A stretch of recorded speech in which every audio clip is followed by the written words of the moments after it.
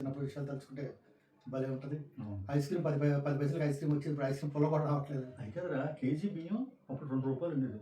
ఇప్పుడు ₹60. మనం ఏదైనా ఎవరికైనా ఫోన్ చేయాలంటే ట్రంకాలు బుక్ చేసేవాళ్ళం కదా. దాని గురించి వెయిటింగ్ చేస్తూ ఉంటే అది ఎక్కడ మన ఇండియాలో మన ప్లేస్ నుంచి మన స్టేట్లోనే మన ఏరియాకి బుక్ చేయడానికి అంత టైం పట్టేది. అవును. ఇప్పుడు మనం హాయిగా ఇంటి దగ్గర కూర్చుని సెల్లో వేరే కంట్రీకి కూడా చక్కగా వెంటనే మాట్లాడుకుంటున్నాం. అంతెందుకు అవును ఇప్పుడు మాట్లాడితే ఎస్ఎంఎస్ మెసేజ్లు, అవును ఎమర్జెన్సీ అయితే మనం టెలిగ్రామ్ ఇచ్చేవాళ్ళం. అదే అదే ఎంత ఈజీ అయిపోయింది.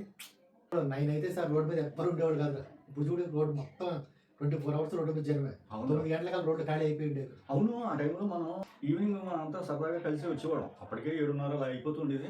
ఇంటికి వచ్చేటప్పుడు మీ నాన్నగారు అక్కడ మెయిన్ గేట్ దగ్గర నిలబడేవారు.